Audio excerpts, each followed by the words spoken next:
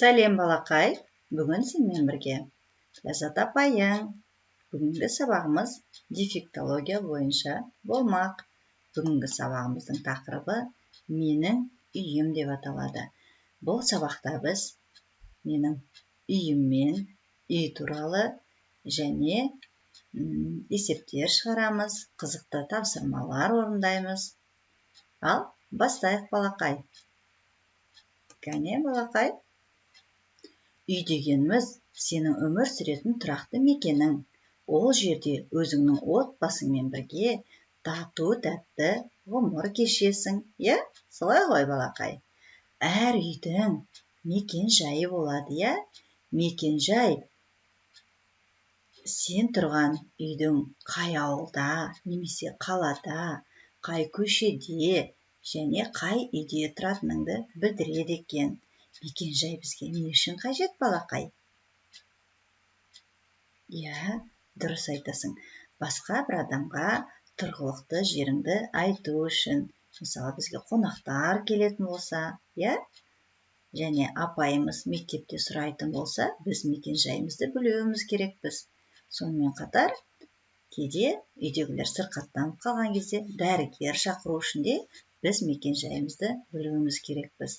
Осы өзің суретте көріп отырғандай, әр адамның өзінің үйі өзіне қымбат екен, Үй дегеніміз, міне өзің көріп отырғандай, үлкен немесе кіші, 2 қабатты, немесе үлкен көп қабатты үйдегі пәтер болады екен, Үйімізді, егер осындай жер үй болатын болса, ауылда үй болатын болса, оның алдына міндетті түрде біз ағаш егеміз, гүл егеміз, өстіп үйімізді жақсылап, жан-жағын қоршап, әртүрлі жеміс ағаштарын егіп, үйімізді біз берік және мықты болуын қадағалаймыз, Біз үй туралы айта берсек өте көп деректер бар екен. Кәне, мынаған қарайықшы. Суретте өзің көріп отырғандай, үйде бірнеше бөлме болады екен, Әр үйде міндетті түрде жатын бөлмелер болады, Ол жерде балаларға жатын бөлмесі болады екен, үлкендердің жатын бөлмесі болады екен, және де бізде қонақ күтетін үлкен бір бөлмеміз болады, Ол жерде үлкен телевизорымыз тұрады, сол жерде отбасымызбен жақсы мерекелерді қарсы аламыз, қонақтарды қарсы алады екенбіз.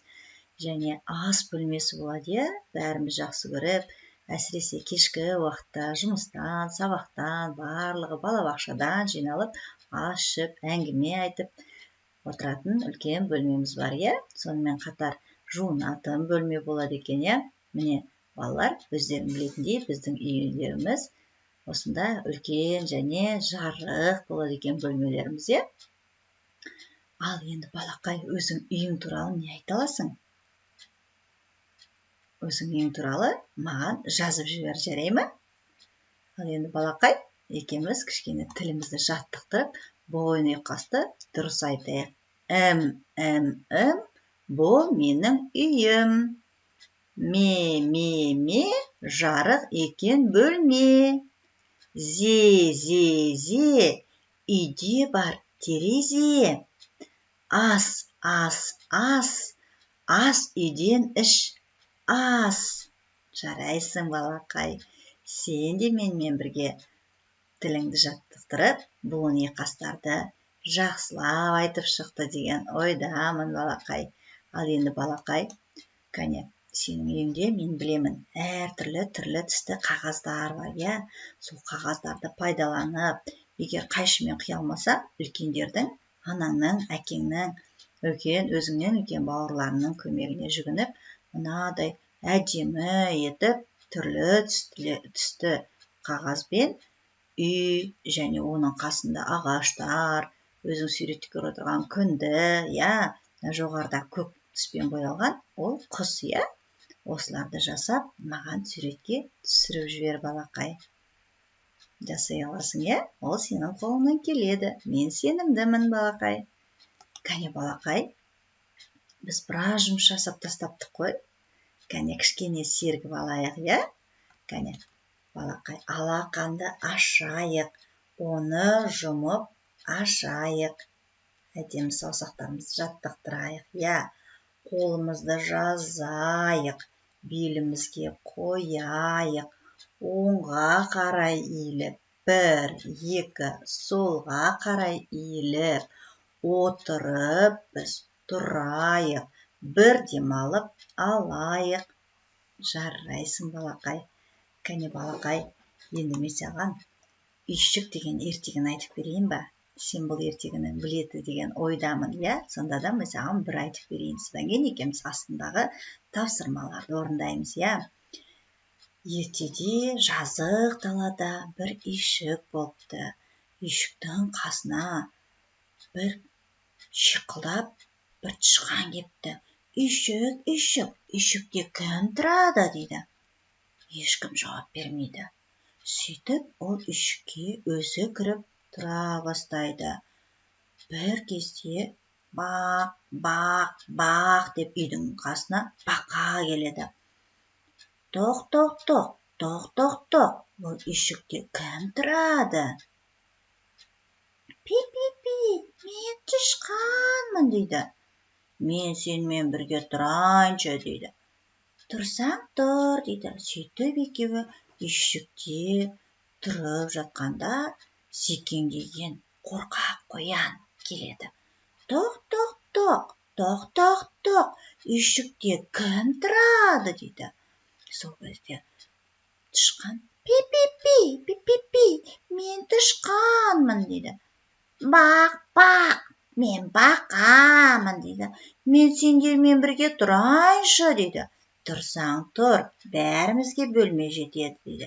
Сөйтіп үшеуі тұрып жатқан кезде қотыңдап түлкі әпкеміз келеді.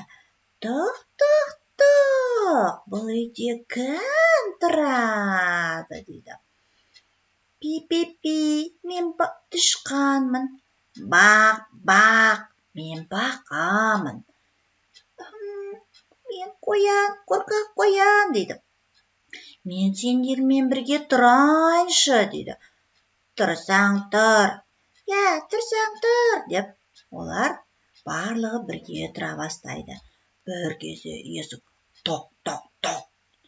Шошып кетеді. Бұл кім болды екен десе, бұл сұр қасқыр екен. Әй, бұл үйде кім бар? Үйшік, үйшік, бұл үйде кім бар дейді. Бақ, бақ, мен бақа.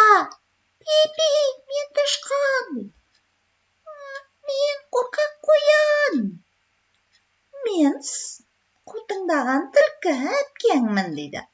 Сөйтіп, мені де үйге тұрғызыңдаршы, мен де сендермен бірге тұрайын дейді. Жарайды деп барлығы бірге тұра бастайды. Бір кезде қорбаң етіп үлкен қоңыр аю келеді. Тоқ, тоқ, тоқ еткізіп есікті қатты тоқылдатады. Бұл үйде кім тұрады дейді. Мен пи-пи тышқанмын.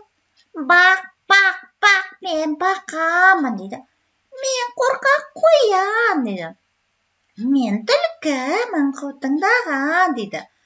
Мен қасқырмын дейді. Мен де сендермен бірге тұрайыншы дейді. Ой, сен бұл үйге тұрамайсың. Жоқ, сен тұрамайсың, сен өте үлкенсің. Ой, қалай білесің сен? Жоқ, мен ондай болса шатырға шығам дейді. Жоқ, шатырға шықпаңыз. Ай, шатырдан құлатасыз бізді. Барлығы жан-жақтан шуласада, аю шатырдың үстіне шығып қалғанда, үйшік бұрқ етіп құлап түскенде барлығы жан-жаққа қаша жөнеледі. Өстіп кішкентай үйшік құлап қалады. Сөйтіп барлығы жабылып, ормандағы ағаштарды аралап, әдемі үйшік тұрғызып алыпты. Сөйтіп барлығы тату-тәтті өмір сүріпті. Барлығына бөлме жеткілікті болыпты. Міне балалар, осымен біздің ертегіміз аяқталды. Сендер ертегіні мұқият тыңдады деген ойдамын. Енді сендерге тапсырма. Астындағы тапсырманы мұқият оқимыз. Суретке қарай отырып, бос орынға ертегі кейіпкерлерін атын жаз дейді. Бұл кейіпкерлердің атын жазып, маған міндетті түрде суретке түсіріп жіберіңдер, иә балалар? Кәне, шиқылдауық не екен? Ары қарай мен айтпаймын. Сендер өздерің жазады деген ойдамын. Кәне балақай, келесі тапсырмаға көшейік, иә? Есеп шығару ермегіміз дейді. Балақай, сен үлкен бала болдың, иә? Үлкен оқушысың. Сен көбейту кестесін біледі деген ойда мен саған мынадай көбейту кестесімен есеп бердім. Кәне, 5 жердегі 5 неше? Жарайсың балақай. 25 дейсің бе? Дұрыс айтасың. Кәне, 8 жердегі 2 неше? Жарайсың балақай. 8 жердегі 2 16 деп отырсың, иә? Мен білдім. Сен бұл есептердің барлығын дұрыстап шығарып, маған суретке түсіріп жібере ғой. Ал енді тағы бір кім тапқыр деген ойын ойнайықшы балақай.